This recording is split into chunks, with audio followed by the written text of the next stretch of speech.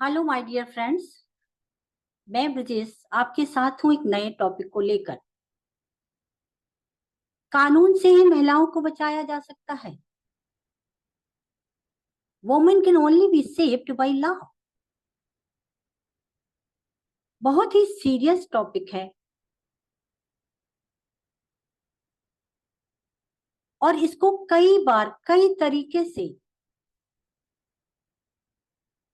Socially, politically, legally इस समस्या पर बात की गई, प्रॉब्लम को सॉर्ट आउट करने की कोशिश की गई हमारे कोर्ट सिस्टम के द्वारा, हमारे लीगल सिस्टम के द्वारा। लेकिन आज हम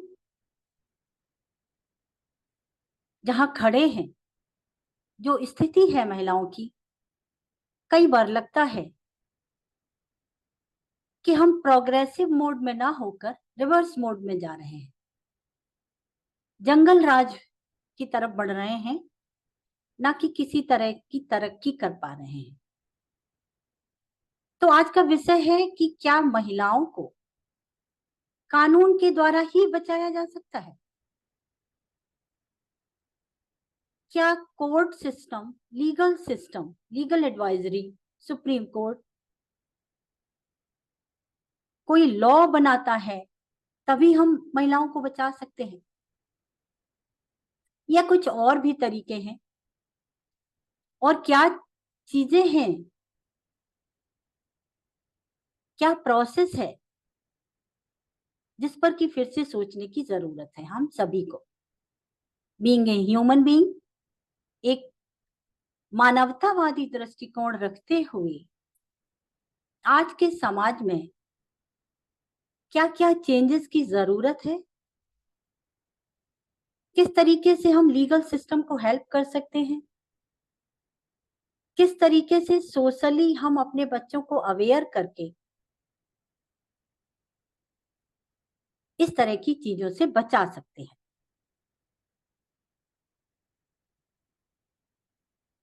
सबसे पहले हमें ये देखना होगा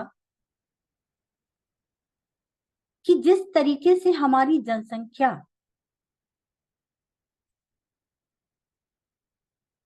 बढ़ रही है, ये प्रॉब्लम क्यों बढ़ रही है, कौन कौन सी चीजें हैं जो आज के सिनारियो में इस समस्या को पूरी तरह खत्म नहीं कर सकती तो कम से कम जरूर कर सकती हैं। तो कौन से स्टेप्स हैं जो लिए जाने चाहिए? देखिए, बहुत सारे लॉज बनाए हमारी जुडिशरी ने, बहुत सारे कानून लेकर आई हमारी लीगल व्यवस्था, और ये अभी से नहीं है, बहुत समय पहले से 1961 में डाउरी के अगेंस्ट प्रोविजन लाया गया, कानून बनाया गया। Medical termination of the pregnancy act लाया गया 1971 में। डोमेस्टिक वायलेंस के अगेंस्ट कानून बनाया गया 2005 में। Indecent representation of women act बनाया गया 1986 में। चाइल्ड एक्ट, बाल विवाह को रोकने के लिए कानून बनाया गया 2006 में। हिंदू सक्सेशन 2005 में लाया गया, जिसमें कि गर्ल्स के लिए बराबरी के हक डिसाइड किए गए उत्तराधिकार में। सेक्सुअल हैरेसमेंट के लिए भी केस कानून बनाया गया कि वर्क प्लेस पे किसी महिला का शारीरिक शोषण होता है अगर, तो उसके लिए भी कानून बनाया गया। मैटरनिटी बेनिफिट कोई महिला कैसे हासिल कर सकती है, मातृत्व से संबंधित बेनिफिट, फायदे, लाभ कैसे प्राप्त कर सकती है कोई महिला, उसके लिए भी कानून बनाया गया 2017 में। सब मिलाकर मैं ये कहना चाहती हूँ कि समय समय पर बहुत सारे कानून बनाए गए महिलाओं की सुरक्षा के लिए, महिलाओं के अधिकारों के लिए। लेकिन क्या ये कारगर साबित हुए? क्या इस डोमेस्टिक वायलेंस खत्म हुआ है? क्या हिंदू सक्सेशन एक्ट के अकॉर्डिंग उत्तराधिकार मिल रहे हैं महिलाओं को? क्या डाउरी सिस्टम पूरी तरह से खत्म हुआ है? क्या प्राइवेट कंपनियां मैटरनिटी बेनिफिट्स देने से नहीं कतरा रही? महिलाओं को इक्वल ह्यूमन बीइंग की तरह क्यों ट्रीट नहीं किया जा रहा? इतने सारे कानून बनने के बावजूद। आइए इसी पर हम बात करते हैं आगे कुछ हाइलाइट्स के साथ। और ये कब तक संभव नहीं होगा? मैं ये कह रही हूं, मेरा पक्ष ये है कि केवल कानून से महिलाओं को बचाया नहीं जा सकेगा। अब हमें करना क्या होगा? और ये कब तक बंद नहीं होगा? जब तक कि हम नए सिरे से सोचना शुरू नहीं करेंगे, सोशली, इंडिविजुअली एंड लीगली। तीनों ही एक्सपेक्ट, तीनों ही तरीके हम लोगों को बदलने पड़ेंगे। और ये कब तक नहीं होगा? Till we will not speak without fear for others. राह चलते हम अगर किसी लड़की को परेशान करते हुए किसी बॉय को देख रहे होते हैं तो हम मुंह फेर कर वहां से निकल जाना चाहते हैं। बहुत सारे लोग वीडियो क्लिप के तौर पर उस इंसिडेंट को लेने लगते हैं। बहुत सारे लोग इकट्ठा होकर तमाशा देखते हैं, जैसे कि कोई दर्शक दीर्घा में बैठकर किसी प्ले को एंजॉय करता है। कारण क्या है कि हम सोचते हैं कि हम दूसरों के लिए क्यों बोले, हमको इससे क्या लेना देना। हमें बाद के कॉन्सिक्वेंसेस से बचने का ख्याल रहता है। हम अगर इन्वॉल्व हुए तो आगे क्या क्या हो सकता है। अगर पुलिस केस हुआ तो हमको कोर्ट जाना, थाने जाना पड़ेगा, पुलिस चौकी बुलाया जाएगा, कोर्ट जाना पड़ सकता है। या दूसरा पक्ष जो कि हावी है, हम उसके साथ नहीं लड़ सकते। So many reasons are there. I agree. But what is the end of this thing? आपको इस तरीके से सोचना होगा, हम सभी को इस तरीके से सोचना होगा कि अगर विक्टिम की जगह हमारे घर का कोई सदस्य, हमारे घर की कोई माँ, बहन, बेटी, भाभी, कोई भी महिला सदस्य, हमारे साथ की महिला कर्मी, हमारी बॉस अगर उस जगह पर हो तो भी क्या आपका रिएक्शन इसी तरह से होगा? और हम कब तक दूसरों के लिए बोलना बंद रखेंगे? अगर विक्टिम की जगह हमारे अपने सदस्यगण होंगे तो क्या हमें कोई तकलीफ नहीं होगी?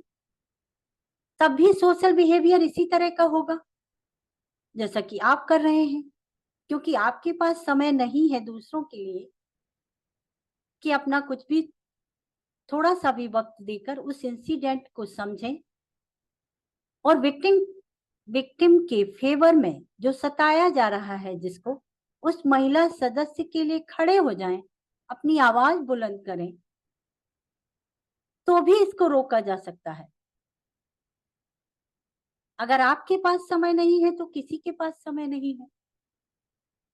हम सभी को इस मुद्दे को बहुत ही सेंसिटिव वे में सोचना होगा, सेंसिटिव वे में देखना होगा।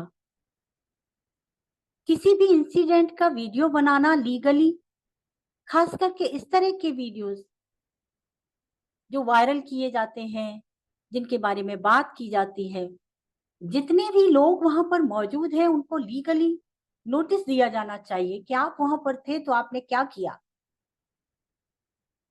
ऑल राइट, आप कहेंगे कि वो हिंसक था व्यक्ति, मेरे ऊपर भी अटैक कर सकता था, बात आपकी सही है।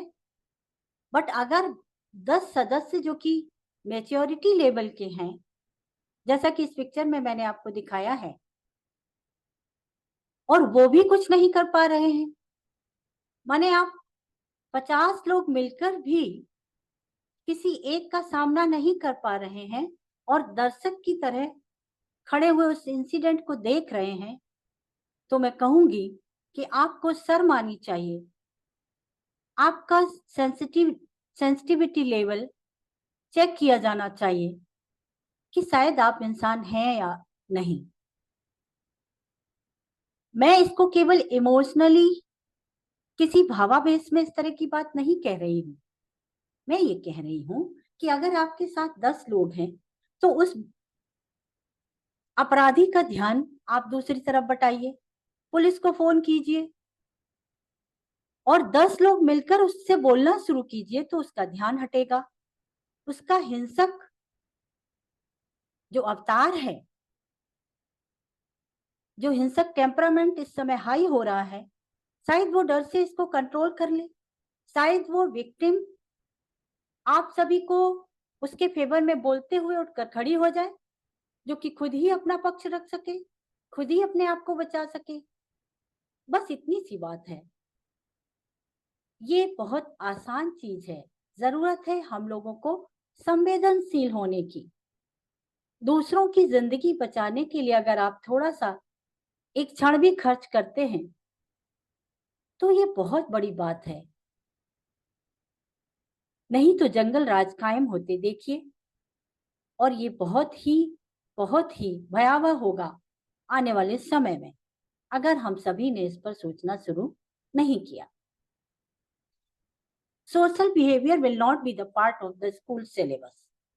मैं ये कह रही हूं कि ये तब तक भी होना आसान नहीं है जब तक कि सोशल बिहेवियर को स्कूल सिलेबस में ही मेंशन ना किया जाए। हाँ बिल्कुल, मैं ये कह रही हूं कि स्कूल के सिलेबस में सोशल बिहेवियर पढ़ाया जाना चाहिए आज के दौर में, जो कि मेल चाइल्ड फीमेल चाइल्ड का सोशल बिहेवियर किस तरह का होना चाहिए, किस तरीके से वो अपने आप को बचा सकते हैं, क्या क्या सिस्टम में नॉर्म्स अवेलेबल हैं, हमारे लीगल सिस्टम में क्या क्या सुविधाएं उनको प्राप्त हैं, ये सारी जानकारी उनको दी जानी चाहिए स्कूल के सिलेबस में। बहुत सारे सिलेबसेस में बीइंग ए टीचर मुझे पता है कि कितने ही चैप्टर्स मेंशन है जो कि आज के समय में इरेलेवेंट है, जिनका कोई मतलब नहीं है, जिनकी की कोई उपयोगिता नहीं है। मैं ये कह रही हूँ साफ साफ। तो उनको रिप्लेस किया जाना चाहिए सोशल बिहेवियर से।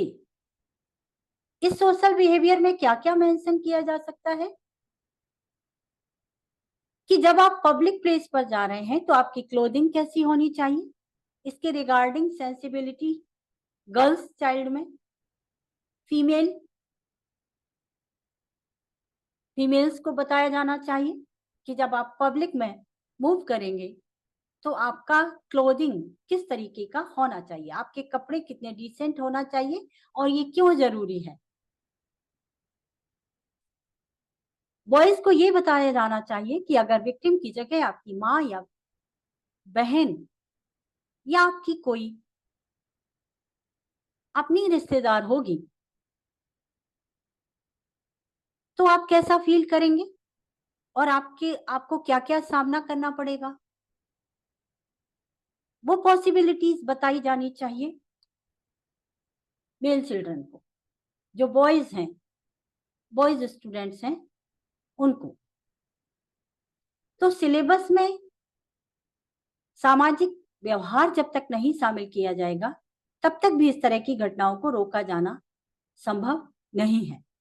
स्कूल में अगर ये बताया जाएगा कि आपको कपड़े किस तरीके से पहनने हैं, या आप मेल चाइल्ड हैं तो आपको किस तरह से किसी गर्ल के साथ पेश आना है, तो ये निश्चित तौर पे नैतिकता और बेसिक्स कॉन्सिक्वेंसेस के बारे में अवेयर करेगा बच्चों को। बीइंग चाइल्डहुड, बचपने से ही उनको ये सब चीजें पता होंगी तो उनको बड़े होने पर इन सब चीजों पर ध्यान उनका रहेगा और इस तरह की इंसिडेंट्स ना हो उनकी लाइफ में, या उनके द्वारा, इस पर वो जरूर सोचने के लिए मजबूर होंगे। तो मैं ये कहूंगी कि ये तब तक नहीं होगा जब तक कि स्कूल सिलेबस का पार्ट नहीं होगा social behaviour for both the genders. I am talking about male and female. Political interference will not be stopped, और ये तब तक नहीं होगा जब तक कि राजनीतिक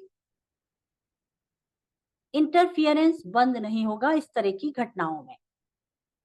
राजनीतिक इंटरफियरेंस का मतलब है कि पॉलिटिकली जो लोग ऊंचे ओहदे पर हैं, राजनीतिकरण जब तक बंद नहीं होगा तब तक भी ऐसा होना संभव नहीं है। जो बड़े ओहदे पर हैं राजनीति में, वो इंटरफियर करने लग जाते हैं, वो दखलंदाजी करने शुरू कर देते हैं। ऐसे बहुत सारे केसेस हैं जिनमें कि पॉलिटिकल पावर की वजह से क्रिमिनल को बचा लिया गया।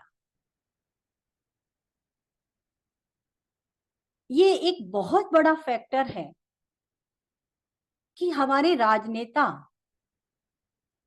इस तरह की घटनाओं में इन्वॉल्व होकर शर्मिंदगी महसूस नहीं करते, बल्कि क्रिमिनल का साथ देते हैं बजाय विक्टिम का साथ देने की। जो सताया जा रहा है उसका साथ ना देकर जो सता रहा है उसका साथ देते हैं, और ऐसा करने में उनको बिल्कुल भी शर्मिंदगी नहीं होती।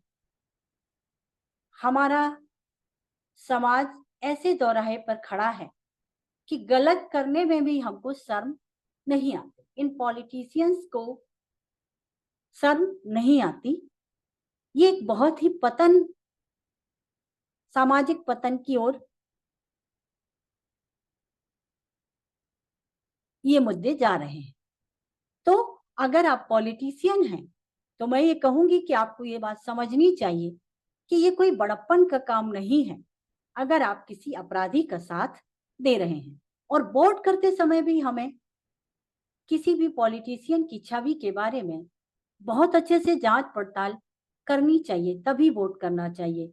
क्योंकि सिस्टम में जो लोग आते हैं या जो हमारे लिए कानून बनाते हैं, जो हमारी संसद में बैठते हैं, उनका सेंसिटिव होना बहुत जरूरी है, और उनके चरित्र के बारे में जानकारी होना हम लोगों के लिए बहुत आवश्यक है। तभी हमें वोट करना चाहिए। नहीं तो आप कोई उम्मीद मत कीजिए। इनके लिए शर्मिंदगी कोई बड़ा मैटर नहीं है। हम सभी वोट बैंक की तरह इस्तेमाल होते रहेंगे, और इसी तरह से अपराध बढ़ते रहेंगे। अवेयरनेस ऑफ हैंडलिंग इश्यूज, जागरूकता बढ़ाई जानी चाहिए इस तरह के इश्यूज को कि किस तरीके से हैंडल किया जाएगा। हम सड़कों पर चिल्लाकर कोई घटना हो जाने के बाद कुछ हासिल नहीं कर पाते। ये केवल बिना मतलब का शोर साबित होता है। जब तक कि ये उपयोगी नहीं है, इस तरह के प्रदर्शन से कुछ नहीं होगा। हमें करना क्या है कि जागरूकता होनी चाहिए समाज में कि किस तरीके से इस तरह के मैटर्स को हैंडल किया जाना चाहिए। कई बार हमारा पुलिस सिस्टम जो है इतना असंवेदनहीन होता है कि वो विक्टिम की बात ही नहीं सुनना चाहता, और अगर बात सुनता है तो 4 ऑफिसर्स उसका मजाक बना रहे होते हैं, क्योंकि उनको रिस्पेक्ट करना आता ही नहीं। ये एक सबसे बड़ा कारण है। हर कदम पर विक्टिम को ही प्रूव करना होता है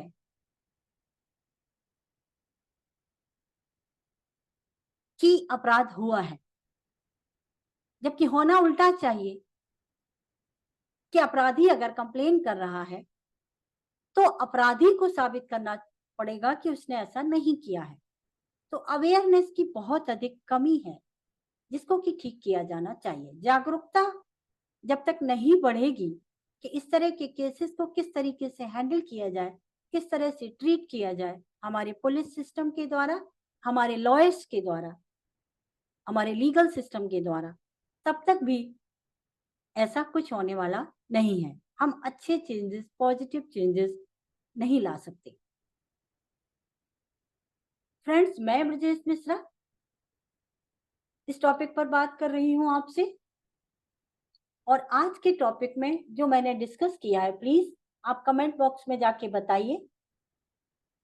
थैंक यू वेरी मच। मिलते हैं अगले वीडियो में।